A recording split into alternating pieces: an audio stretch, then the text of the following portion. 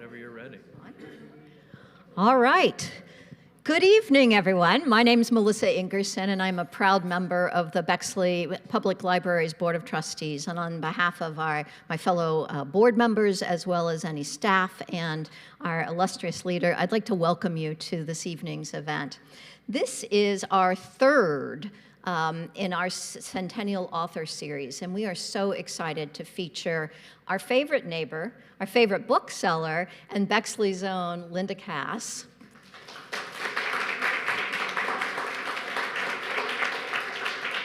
Sharing with us her new historical work of fiction, Bessie, and she'll be in conversation with Pat Losinski. Now, I'm going to assume most of you, if not all of you, know Pat Losinski, but if you don't, he is the retiring director of the second best library in Central Ohio, Columbus Metropolitan Library.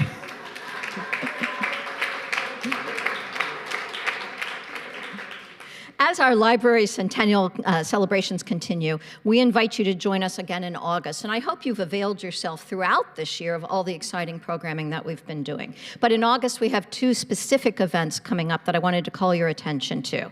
On August 15th, we will be swinging to the music of the roaring 1920s with trumpeter Todd Stoll and his Uptown Bootleggers, and then honoring the 100th birthday of James Baldwin on the 29th with celebrated authors and poets Prince Shakur and Cortez Harris. So please make sure you get those on your calendar, and if for some reason you don't, we have program guides in the back, and you can grab those, or you can always check us out online. Before we get started, I would like to say a special thank you to our benefactor and lead sponsors, without whom all this doesn't happen. But before I thank them, I should thank staff too, because truly, without them, all the magic that is the Bexley Public Library just doesn't happen.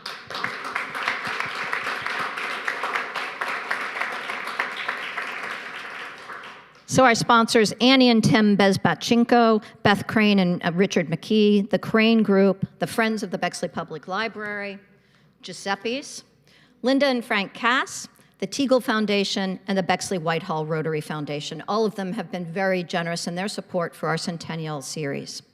They all make this programming possible, but it's not too late for all of you to help us make this all possible. So if you have an interest in sponsoring our author series or simply becoming more involved as a donor or a volunteer, please see Paige in the back after the program, and she can fill you in on all the great opportunities to become engaged with your library. Of course, Gramercy Books is also here tonight, and if you've not already done so, please visit them for book purchases in the back. And I believe that Linda will be signing the books after the program, and so you can purchase a book and get it signed by the author. So thank you again for being here and for your support of our library. We're delighted to have you and for you to participate in tonight's very special conversation. With that, I'd like to turn it over to our esteemed director, Ben Heckman. Thank you so much. She's so good to do that. I hate to follow it. But it is my honor to introduce two of our library's very good friends and partners tonight. Tonight's moderator, what can I say about Pat Losinski. What can I say about Pat Losinski? We had a great conversation when he agreed to do this a number of months ago. And he told me that I needed to razz him very hard in this introduction. And then he announced his retirement, so now I feel like kicking a man out the door is probably not the best thing to do. So with that, I should say that I want to welcome him to the best library in Central Ohio. And so that you don't forget this evening, we're going to give you a Bexley Public Library Centennial t-shirt that you can go and wear with pride wherever you go. And don't worry, Linda, we got one for you too. Now, I probably should read what they actually sent. Pat Losinski has served as CEO of Columbus Metropolitan Library, CML, since 2002, where he's overseen a multi-million-dollar capital improvement plan for 20 new or remodeled library buildings.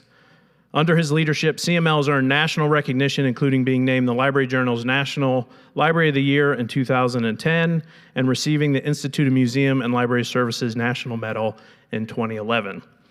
In all honesty, throughout his career, Pat has helped to lead libraries in our country, at CML, and all over the world. And his work has strengthened and shaped Central Ohio and helped build generations of readers. I'm honored to be able to call him a colleague and a friend. So I'm happy to have you moderating tonight. So thank you for being here.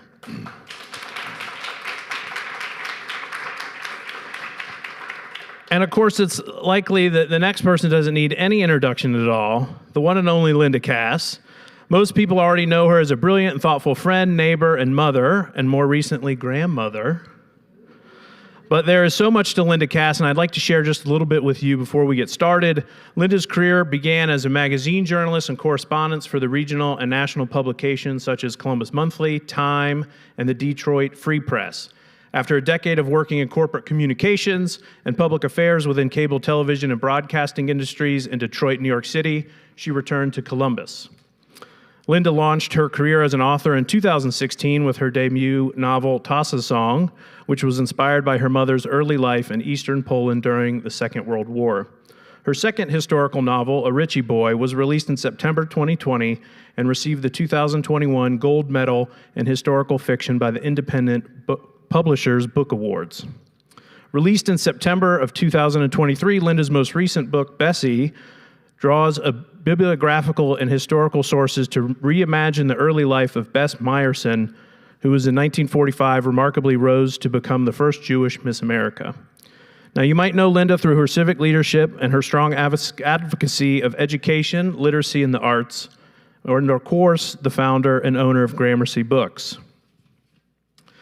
But we are especially honored to have Linda here as part of our Centennial Author Series, not just because she's a tremendous author and civic leader, but she brings our author series full circle because she founded the Bexley Community Book Club in 2007 to celebrate.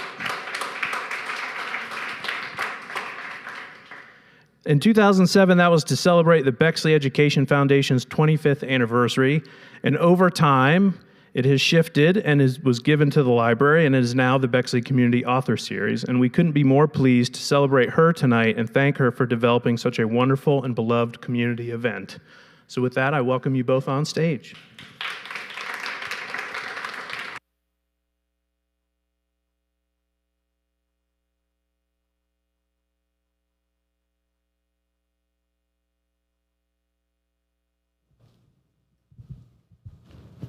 Test. Hello. Well, good evening, everybody. Good evening.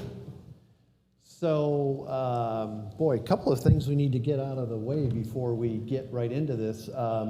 First of all, sitting right here in the front row is David Weaver, the longtime, recently retired director of Ohioana, who did so much for Ohio authors. David, we're going to have you stand up so we can recognize you. Thank you for being here. I want to extend my congratulations to the Bexley community and the Bexley staff. 100 years is a long time, right? Columbus Metropolitan Library is celebrated our 150th last year. I think the Worthington Library is almost 200 years old. And the rich tradition of libraries in Central Ohio are one of the reasons that I came back to Ohio. And you know, you can't be number one at everything, folks, but libraries in this state are fabulous. And the partnership that we have with Bexley, I think we work so hard to make sure that it's a seamless experience for you. Whatever library you use, whatever library card, we're all working towards the same cause. And I don't compete with the Bexley Library, although Ben competes with me personally. I know that. So. Also, I do want to give a nod to Ben Heckman because he really is one of the bright young library directors, not only in the state, but also in the country. You better take care of him because if Ben leaves for greener pastures, who is going to be Ben Franklin on July 4th, right? That's the biggest contribution that we know he makes. So. I think we will have a conversation. Linda, thank you for being here, or thank you for allowing me. I've been had this circled on my calendar for a long time, so it's Well, great to see you. I'm very appreciative of you being my conversation God. partner tonight. Absolutely, and I think we are going to allow some time at the end for some Q&A. Just a quick show of hands, how many have read Bessie, the book? Okay, so I think we will take a moment maybe at some point to have you read a portion. Is that okay? Okay. All right, great. All right, we're going to go ahead and start. Oh, you know one thing they forgot about your many accomplishments? You were the 2008 Celebration of Learning Award winner at the Columbus Metropolitan Library fundraiser. That's right. Right. Had to get that in. And that is given to an individual in the community who promotes learning in the broadest way possible, and so very deserving. Okay, so what were the circumstances that influenced you, Linda, to actually be a writer? I just, I always read a lot, and I started as Ben mentioned, I started as a journalist. I enjoyed telling stories. My mother used to tell a lot of stories about her background particularly, but I just love telling stories, and I'm curious, and I think when you're curious, you tend to want to write something to satisfy that curiosity. Yeah. So I think that's probably where it went. But I did start as a journalist, and then I became a novelist later. So I'm sort of tied to the facts, which make historical fiction really work for me. Okay. You mentioned, I think, in your acknowledgments in Bessie that Ellen Lesser was one of your mentors.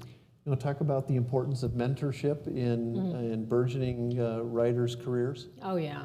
I mean, you have to have mentors. I think all of us have probably had a mentor in whatever we've done throughout our lives, and that makes all the difference in the world. I had a number of teachers. I didn't just pick up and write a book. I really spent several years learning the craft, and there was really a transition between journalism and writing fiction. So I really needed to learn that. Ellen continues to be one of my mentors in that way, and there are other people as well here in Columbus and elsewhere in the country. When you think back on your time as a reporter, is there a particular beat or a particular story that really comes to mind as part of that chapter of your writing career? Oh, there were a lot of, one story I don't think I should repeat. Oh, that's what we want to hear. Okay, I will. So when I was in Detroit, and I was a part-time correspondent for the Detroit Bureau, which gives you an idea how long ago it was, because the news magazines don't have news bureaus anymore, really. So I was a part-time correspondent there, and I started out doing mostly medical and science reporting for them, but they just had more stories than that. So they started sending me on education and healthcare and whatnot. And then one time I get a call, and they told me to go to Flint, Michigan, where I was there was a male dancing going on there. It was a very big fad. And so I was to go to Flint, Michigan, and watch a guy named Sexy Rexy. And yeah, that's what he was called. And they did print the article, so it was in there in Time magazine years ago. So that was memorable. I'm really glad we got that story out, aren't you? Right? Look, you wanted We're it. We're going to remember Sexy Rexy. Yes, yes. All right, so I have my 3 props with me, your 3 books, Tasa's Song, A Ritchie Boy, and Bessie. Could you give us a short synopsis of each one for the folks who may not be familiar with all of your works? Yeah. So my first novel, Tasa's Song, was inspired by my mother's early life in Eastern Poland, a part of Poland that now probably is, I'm sure, part of Ukraine. But it was an area where the first 2 years after Germany invaded Poland, it was given to the Soviets. So it was kind of this unique sliver of land that was controlled by the Soviets and then by the Germans. But she had this very unique early life. I couldn't make up some of the dramatic touch points of her life, and I've known about them forever. When our daughter was studying abroad, and she was in Berlin, and we went to Europe back in 2011, I had already kind of pivoted to fiction, I was working on other things, but that story of my mother kind of hit me when we went to Poland with our daughter. And you know, it's a story of her early life, and you know, kind of living through this difficult period during the Holocaust, really. And so I use those touch points of her life, but it is a fictional story, and the protagonist is a violin prodigy of Tasa's song. So she sort of survives through music. The Ritchie Boy is inspired by my father, who was a Ritchie Boy. A Ritchie Boy was an immigrant, generally an immigrant who understood the language and the culture of Germans, the enemy, and they were recruited by the U.S. Army and trained in Camp Ritchie, Maryland, and they did military intelligence, and I'm told they were a precursor to the CIA. What they did was classified for many, many years, and only more recently, it's more, in fact, after my book came out, 60 Minutes did a big piece about the Ritchie Boys. I remember when I was doing that, my publisher said, "Can we give it a different title?" And I said, "No," you know, because that's what it's about. Yeah. So it's really a novel in stories. The stories I wrote in different order than they appear in the book, because the book I wanted it to seem like a novel, so it was arranged in a chronological way to make it feel novel-like, but there are different voices telling each chapter. And Bessie is biofiction. It's taking an iconic figure and you know, using both that person's biography as well as your imagination to create really an insight into this particular iconic character in history. So Linda, among many of the themes that I see present in those books, music is there. Now I know some of it is part of the characters, and certainly with Bess Meyerson, that was, she was an accomplished pianist, but you seem very comfortable with that as well. It seems as though, so talk a little bit about that, about how it becomes part of your books and your narrative so naturally. Well, for my first novel, Tasa's Song, my mother was not a violin prodigy, but I felt that to survive the experience that this character had, that something had to be there, and music became something that made a lot of sense, and a violin particularly, because you could carry it around, okay, which is something she had to do since she was going from place to place toward the end of the novel. But the reason I love music, my father was born in Vienna, and the Waltz City, and so I listened to a lot of classical music, certainly. I love concerts, live concerts. I love all kinds of music, and so I really do try to bring music into all of my books. The character who is a Ritchie Boy in this book is not a musician, but there is a lot of music that is listened to, and jazz and whatnot that comes through in that book. And Bessie, certainly, Bess Meyerson was a piano prodigy, and that's what I learned as I delved into her life. And so, you know, certainly music was going to be there too.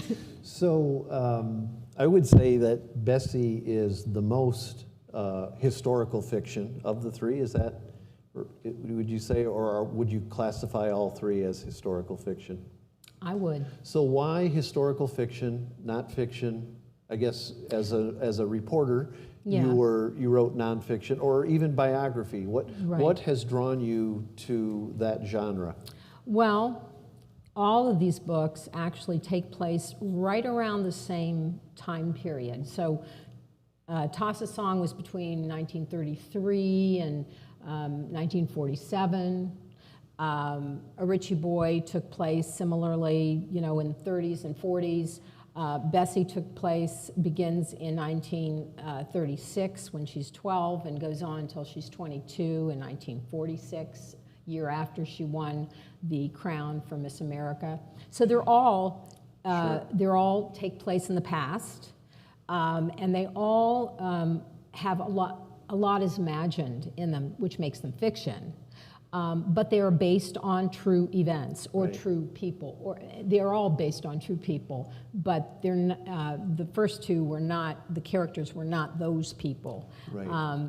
In this book, Bessie, it was Bess Meyerson. Everyone knows Bess Meyerson. She's a more public figure, but I imagine quite a bit of what was inside that book. Well, looking at your author's note at the end of Bessie and 7 or 8 books that you read, all the ephemeral material from the ADL, newsletters, and all of the past, tell us a little bit about your research. How do you go the sequence from a spark of an idea to the decision to move forward? How does that work for you? Well, after I get the idea, I do give myself a while to research the story. In the case of Bessie, I first got a few biographies. In fact, I came over here at the library and I picked them up.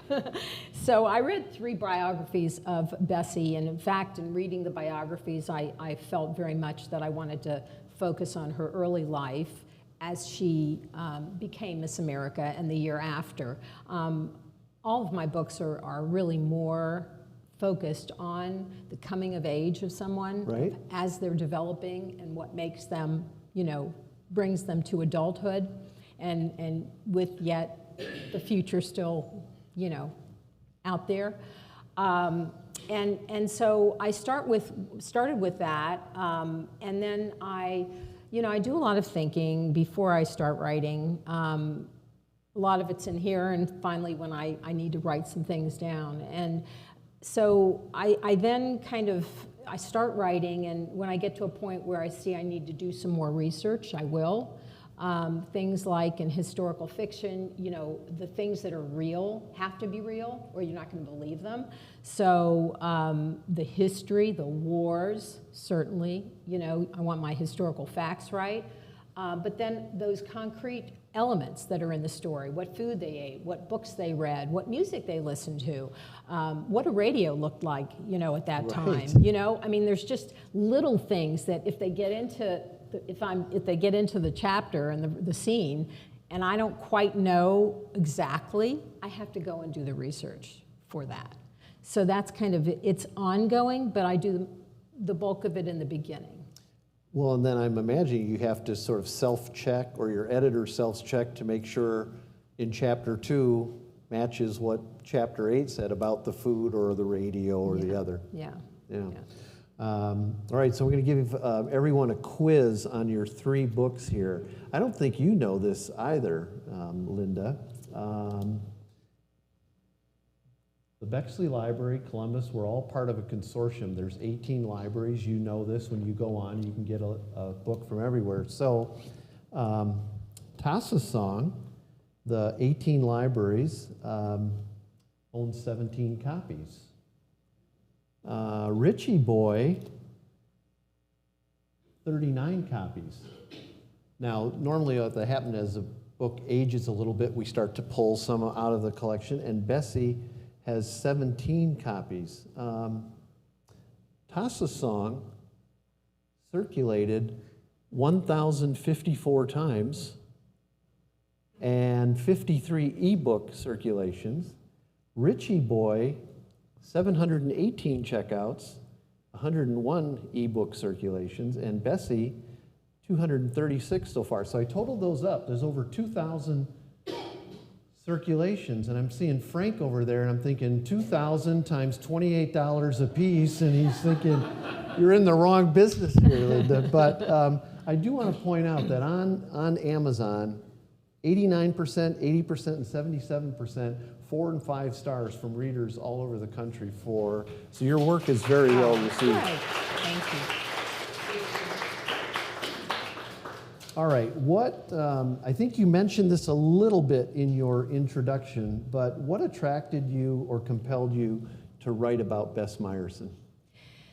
Well, when I was just finishing up a Ritchie Boy, I came across an article that it was early 2020, and it was about I think Miss America pageant was 100 years old, so they wrote an article about it. They mentioned Bess Myerson.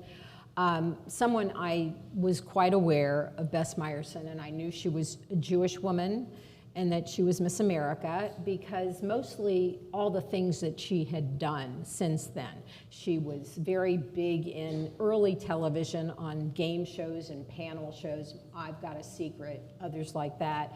I lived in New York in the 1980s, and she was very active politically in New York City politics. She was Consumer Affairs Commissioner under Mayor John Lindsay. When I was there in the 80s, she was Cultural Affairs Commissioner under Mayor Ed Koch. She ran unsuccessfully for the Senate. So this is a woman who did a lot of stuff as she, in life after Miss America. So she was pretty much the most well-known Miss America.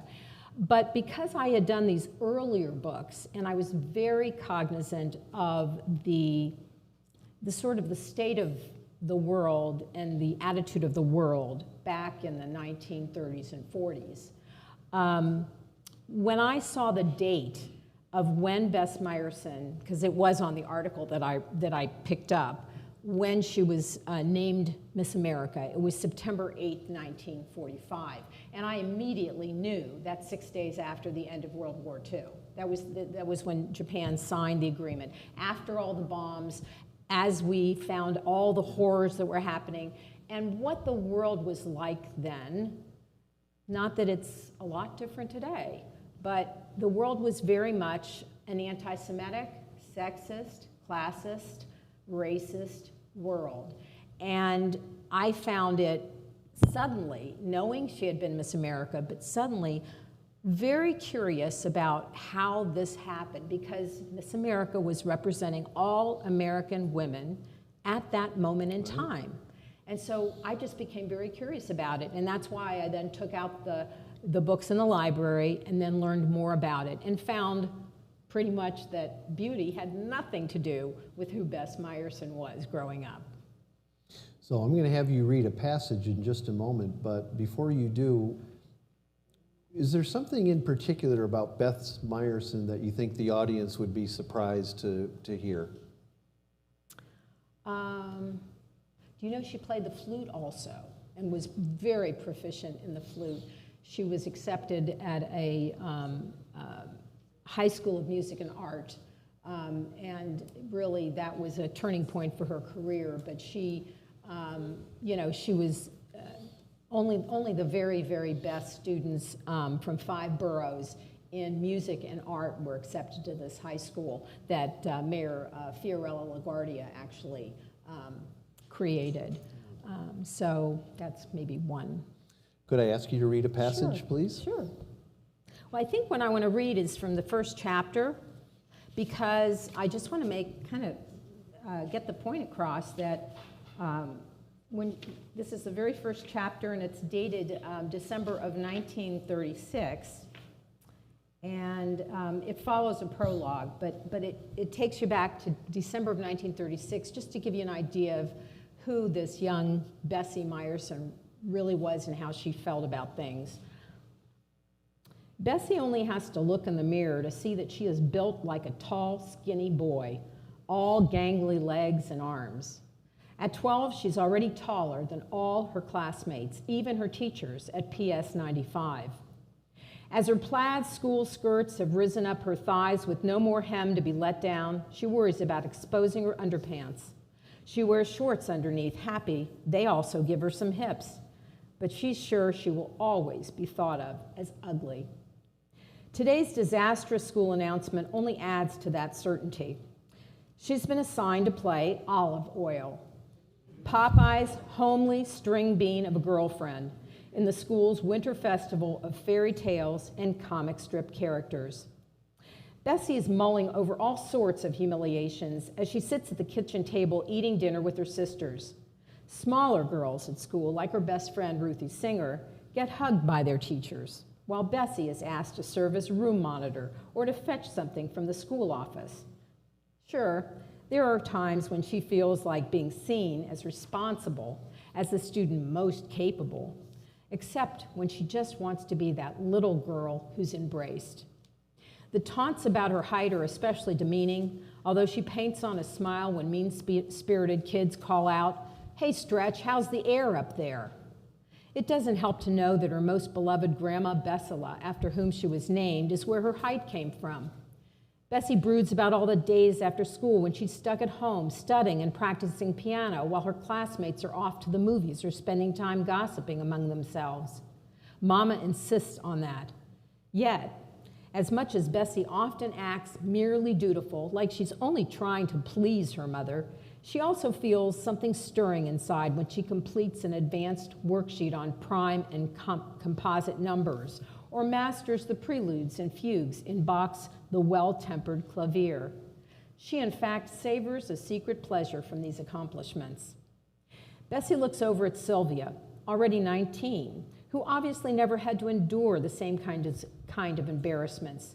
Sylvia is a normal height, and she's pretty and feminine, a swimmer who now earns money as a life-saving instructor and sports a gorgeous tan. She actually tells hilarious stories. Best of all is how Sylvia treats Bessie when she's hurting. Helen's asthmatic wheezing cuts the silence. At 10, Helen is delicate and slight, and her condition gives her skin a pallor. Bessie immediately feels less sorry for herself and silently pledges to be more attentive to her younger sister.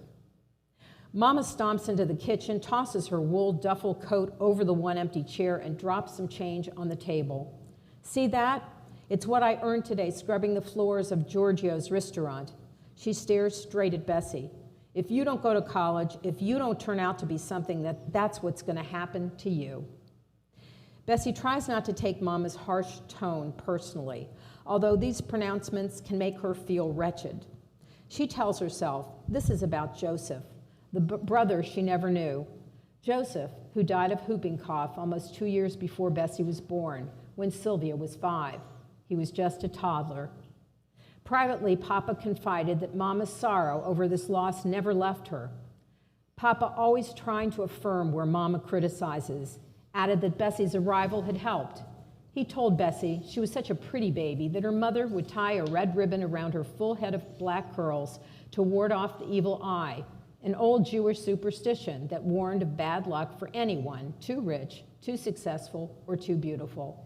Bessie can't imagine herself as beautiful, though she knows Papa meant well.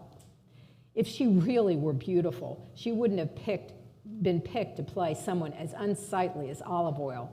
The shorter girls have been assigned dainty roles like Bo Peep and Snow White. Bessie will loom above them, her hair pulled back tight and knotted in a bun on the top of her head, her only semi-acceptable feature essentially hidden. Bessie is positive that playing Olive Oyl will be her final downfall.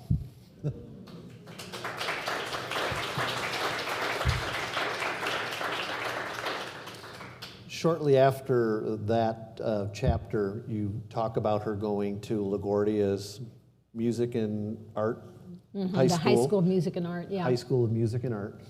And I started to, I'm reading these names and what they're doing, and I think there's a historical significance, and it wasn't until I got to the end when I knew where you had changed the name. So that you have this three-part balance going on between being historically accurate, imagining the narrative, and then in some instances, purposefully changing names. Talk a little bit about that and how that works into your craft. Well, when there were significant people who, like her piano teacher, for example, Dorothea La Follette, some people who she competed in the Miss America contest with, I kept those names. There was one name I changed later. I'll get back to the school part of it, but there was one name I changed later who was a famous fashion designer on 7th Avenue who read about her winning the Miss New York City contest and that she was going to be competing in Miss America, and sort of got the sense from where she lived that she was poor. And so he donated gowns for her to have for Miss America. His name was Samuel Kass, my last name. So I changed his name because I thought people would think that's kind of, just because it's going to stop you. I didn't want to have that happen. But in terms of when I found a book during my research that was written by the first principal of the High School of Music and Art, Benjamin Steigman, all about the High School of Music and Art. I mean, what a find that was. Right. So I could read all about the school. And I saw the lists of the students in the school too, and I noticed that two of the artists who had founded Mad Magazine, so it was music and art, so these were graphic artists. And I had nothing in my research that showed me that she actually was friends with them. So I did change the name, but kind of used a little bit of the background of Harvey Kurtzman, who was actually Harvey Katz, his name, his real name. So I did that kind of a thing. Who was the founder of Mad Magazine. Yeah, fascinating. All right, so don't know if you happen to notice this, but it caught my eye for another reason, but it turns out it's about the woman who was recently crowned Miss Ohio. Did you happen to see this story? I sort of did. So her name is Stephanie Finoti, and certain characteristic reminded me of your story. Okay. Now let's see if I can read this. Finoti, whose parents immigrated to the United States from Brazil, said she also wants to increase minority representation in Miss Ohio programs by encouraging young girls of color to compete. I plan to be the representative that they need in the Miss Ohio program as a woman of color, the first woman of color in over 10 years to hold the title of Miss Ohio. I hope to recruit more marginalized young women by going out into the community, telling my story, connecting with individuals, and making these close-knit relationships. She said the people she's most excited to share the news of her win with are the folks at her local hometown library. The Whitehall Public Library is where I first learned a servant's heart. It's where I first began volunteering. They have done so much for me. My parents, they're immigrants, so they didn't know how to speak English very well when I was younger. They taught me how to speak English. They taught me how to write, and from there, it developed on into teaching others how to read and write and volunteering to become a leader. Wow. I thought that's a little bit of a Bess Meyerson parallel, isn't it? Yeah, it definitely did. Thank you for sharing that. That is very true with her involvement, with the Anti-Defamation League. Right. And talk a little bit about that, because you mentioned some of the posts that she had, and she really made her mark, and yet sadly, things didn't work out as well as we thought they might have. Well, Bess, once she was named Miss America, it still was a beauty contest, and they were taking her, she was going to all these places like vaudeville and whatnot that, what wasn't what she really wanted to do. She most enjoyed going to veterans hospitals where she could meet with soldiers and whatnot. So she then had this opportunity through a friend she met, actually her sister's boyfriend at the time, to meet someone from the Anti-Defamation League. She learned more about it. She was very interested in social justice, racial justice. Right. She did not like the bigotry she saw around her. And so she met with one of the key people from the Anti-Defamation League, and she became kind of their voice for 6 months for what they called a brotherhood campaign against racism and for tolerance. And she went coast to coast with this message of you can't be beautiful and hate. And really found her voice at the end of her reign as Miss America. And it really was extremely, she was looking for that all along. So tell us about the relationship and process of working with an editor. You know, my book was, it really didn't have a lot of editing, you know, once I got it to the publisher. You know, I know some books get really marked up, but I worked on it so much before I got there that the kind of editing was really, you know, just more sentence by sentence, copy editing, and that sort of thing. So I didn't have as much of a, I do a lot of editing myself as I'm going along, and I do many versions of chapters as I'm writing. You've been writing for many years, in many different formats. So you've written 4 books, because you did write a book in 1992, right? Yeah. I found that. Nonfiction, Right. Open and operate a bookstore, visit family often, travel, philanthropic and civic work. Not when do you sleep, but how do you survive and thrive without sleeping?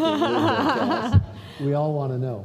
Well, I mean, you know, I don't have little children anymore, you know, so I have the time to do these things. And when I'm traveling, I'm working, you know, we kind of have a great schedule when we're away. We, you know, kind of retreat somewhere and, you know, we work a lot of the day and maybe go on a bike ride or take a walk. And so you could write throughout the day. You're not first thing in the morning, you're doing it for an hour before. It's whenever you have a moment. I try to kind of give myself, when I'm in the middle of a book, I do try to give myself like an appointment, you know? I mean, I know that I need to spend 4 or 5 days a week writing, so I'll make, you know, time. I'll look at my calendar because I'm, you know, I'm doing all the curating of programming for the bookstore, so that takes a lot of time. So, you know, I just will say, okay, 10 to 12 or 10 to 1, I'm turning off email, I'm not taking phone calls, and this is what I'm working on. Whether or not the inspiration is there, you're disciplined to go. Well, you need to do that. I think, but I think that the inspiration is there once you're in the book. You know, it just keeps going for me. All right, so I'm gonna ask some rapid questions, and then we're gonna do some Q&A pretty soon. What's on your nightstand reading list right now? Oh gosh, all these books authors that are coming into the store. I think my next book is Bear, because we have, that's our book club book for Gramercy, coming up by Julia Phillips. I have a number of other books from authors that you know, I'm you know, coming up here. I mean, the pile's about this big. Someone just threw about 3 books into my basket today at the bookstore for, you know, advanced reads to you know, it is brutal. I just finished a book that, you know, wasn't on any list and it wasn't recent. Nora Webster, that Colm Tobin had written. I really have enjoyed his writing. I read Brooklyn, which I think was made into a film, and Long Island, which came out recently. I read The Magician, a book he wrote about Thomas Mann, the author. He's a really interesting writer, and I just like his work. So I picked Nora Webster up, which was another book of his. I just finished reading that. Okay, you're going on a 3-week trip, and you can only bring 3 print books that you're going to reread. Okay. What are they? I would bring, I never can, A Visit from the Goon Squad is just something I've reread several times. I just think it's a brilliant book by Jennifer Egan. My favorite author is Kazuo Ishiguro, and I love Never Let Me Go, so I would definitely bring that and reread that. Gosh, I just reread The Postcard by Anne Burrest, because my personal book club I was leading that book club, and I had read it a long time ago, and I wanted to be fresh. But that's a book I could reread again. I heard this not too long ago, and maybe some of you have heard this forever, but we reread a book not to see what we've missed, but to see how we've changed as a reader. Sure, you heard that? Sure, yeah. That's really, really beautiful. Can you tell us anything about your next book and what might be percolating? Well, I decided to leave World War II. So We won. I guess I always am interested in kind of the backdrop, these historic and tumultuous backdrops that exist. And so I'm moving up to 1969 to 1970. Instead of 10 years, I'm looking at 1 year. And I'm always interested in the coming of age, so I'm looking at a group of high school students in a public, integrated high school living in 1969 to 1970. And so it's been I'm about a third of the way into it already. Okay. Yeah. Can you tell us where they go to school? It's just an imagined school. Imagine School, all right. The whole thing is made up. Do you read print, e-books, or both? Print.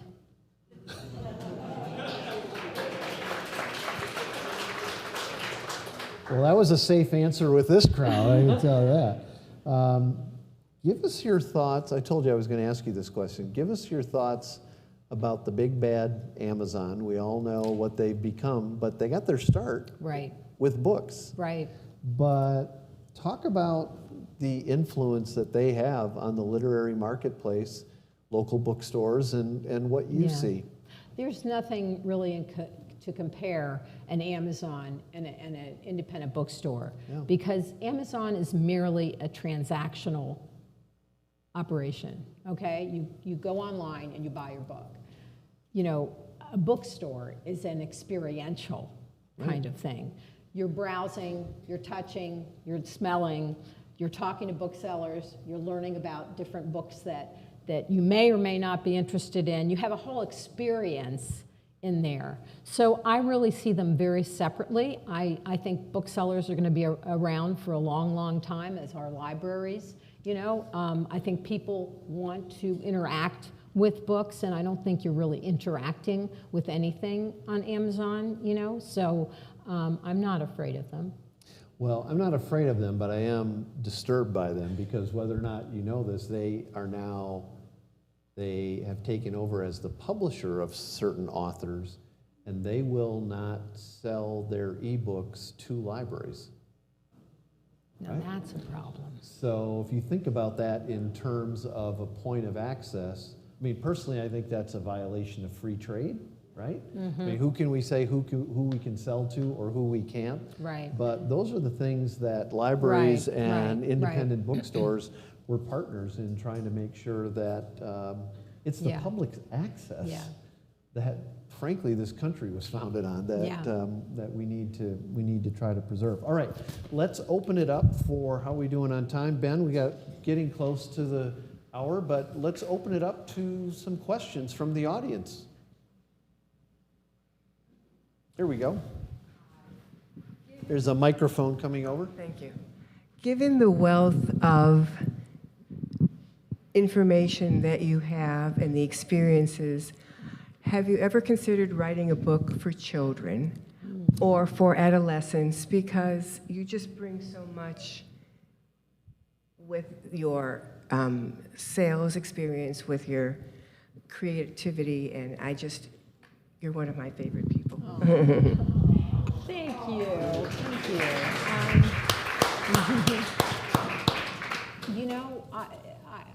I could if I lived long enough.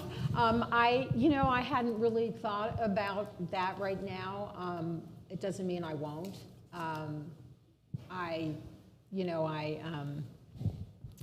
I'm sort of, someone said to me when I was telling them about my book, they asked me whether my book was YA that I'm working on right now. And it really isn't, because I think the issues are a little bit go beyond that. Yeah. But you know, I'm not ruling that out. I wouldn't rule it out. I love the prompt. Thank you for that. That's great. All right, someone else. In the back, Ben. Linda, this is about David Stedman. Nice to see you again. Hi, A David. question about what it was like to be Miss America for her in the year that she was doing it, in that the news from Europe about the Jewish community was so terrible. But my mental picture of her from that period is she always has this sunny smile because that's what we expect of Miss Americas. Was that hard for her to do? Yeah, David, that was a great question. I believe it was. She had a lot of rage inside of her. And I think as, you know, as the information really was coming out at that time, you know, later, so she, while she was in the contest, you know, as she was learning more and more, and also learning that the Miss America contest was also not open to, it was only open to white women. And so that was also troubling to her. So she had all this rage in her, and that's why when presented with the opportunity to work with the Anti-Defamation League and suddenly be able to express how she felt and to talk to students and children in high schools and younger across the country, like that was, she felt, I mean, that was so gratifying for her. Well, and thank you. And one follow-up on the olive oil side of things. Like you, I lived in New York in the 80s. I moved there in 1982. And one of the things I did in that fall was go to the Macy's Thanksgiving Day Parade. And this is when she was Cultural Affairs Commissioner. And it had become a controversy because there had never been a female float in the long history of the Macy's Day Parade. And so in November of 1982, the first float that was female was of olive oil. And I have no idea if she was part of that, but I wouldn't be the least bit surprised. I wouldn't either. I would not either. Thanks, Linda. Thanks for bringing that up. Linda, as accomplished as she was as a musician and her presence, you also expressed the disappointment that she showed when her class voted her prettiest, and even after the Miss America, her talent competition won the award, right? And yet, shortly thereafter, that was not at all about what her future was going to be. Yeah. She was very ambivalent. You know, the time period, you were to get married if you were a woman, you know? So she had this kind of wanting this love and passion for her music, and then she also wanted to, you know, do what all the other women were doing, which were getting married and having children. So. Quick question, or going down the line here. With historical fiction, and I guess specifically with Bessie, did you feel an obligation to vet your book by the family or the Meyerson estate? Yeah, I did not. It is a book of fiction. She is a public figure. I did not need to do that. You know, she has one daughter that's living, and I really didn't know anyone else who, you know, that I would talk to, but I had enough information about her life to be true to it, and I didn't really want to be weighed down by, you know, family members who were telling me what they wanted or didn't want me to write about. But I will say I did bring something. I don't know why I had this idea. Maybe someone would ask this, so I'm going to tell you. I got a letter after the book came out. Oh, wow. From someone named David Podell. I was just thrilled to get this because, you know, I hadn't talked to any of the family members. And he said, "Dear Miss Kass, I just finished reading Bessie and wanted to tell you how much I enjoyed it. My name is David Podell, and I'm the grandson of Uncle Pete in your book. Bessie's mother was my Aunt Bella, And Bessie's Aunt Fanny was also my Aunt Fanny. I knew Bess and Sylvia, not so much Helen, although my father was close to her. I grew up hearing many stories about the Myersons, Uncle Jack, Aunt Fanny, etc. The family was enormously proud of Bess when she became Miss America. As your book so well notes, her becoming Miss America was truly revolutionary, and to Jews at the time, it was a marvel. You tell the story beautifully of our family and the experience Bess had growing up in the Bronx and going on to fame. Congratulations and thank you. So, anyway. Wow.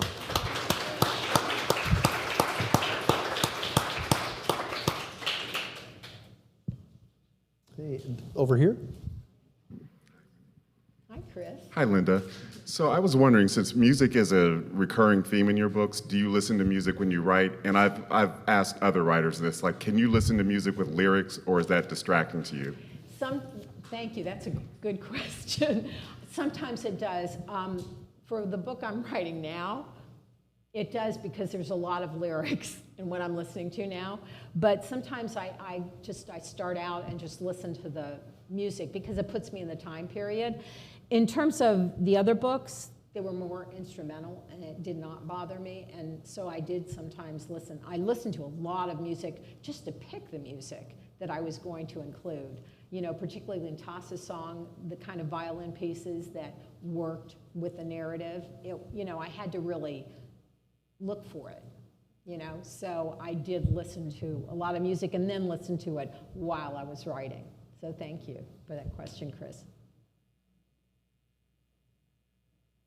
Yes, David. Yeah, I did want to say one of the things that I loved in your talk for the Ohio Anna Book Festival was that you actually shared a clip of Bess Myerson playing the Grieg Piano Concerto, the first move and everything. And for anybody, of course, that's on the internet that has YouTube and everything, there is a wonderful example. You can hear just exactly how gifted Bess Myerson was as a pianist. And I didn't know if you were going to share that tonight, so I thought I would mention that. So. Well, that's a great point. Thank you for bringing that up, David. 15 years after Bess Myerson was crowned Miss America, so this was when she was 36 years old. It was in 1960. She was on the Ed Sullivan Show, and she played Edvard Grieg's Piano Concerto in A minor. It was a 4-minute piece. You can Google it, you can find it online, and you can see her and grasp her talent. And what's also funny about it is you have to keep it on for the whole time, because then when she's done, she gets up and Ed Sullivan congratulates her, and he looks like a midget next to her. You get a sense of how tall that woman was. So. I also, you could tell she was used to TV, because at some point the camera switches from a profile view to a front facing, and she looks up and smiles, and it's like someone cued her, the camera's on. Oh, you yeah. can just tell. Yeah, and you can Google also some of her I've Got a Secret panels. Those are hilarious too. And some people who had read the book had emailed me things that weren't relatives, but they would email me segments, and for funny reasons. And I would love watching them. Any others?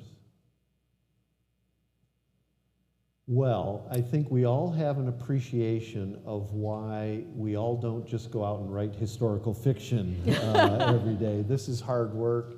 Linda, it's such a testament to your skill. But more than that, I want to close this out by saying you have made this entire community in Central Ohio and beyond so much richer through your devotion to education, to reading, to literacy, to all that is the literary ecosystem that I like to call it. But you have just been a giant in that space. And please join me in thanking her for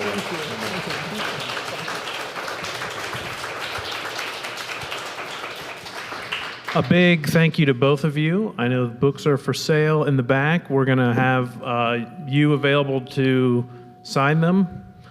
Yep, sorry, I'll go over here.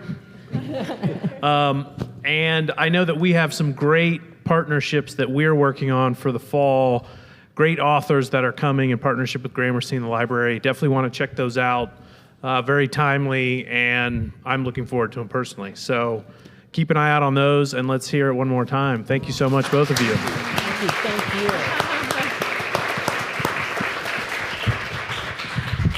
And I want to make one more announcement in honor of our centennial.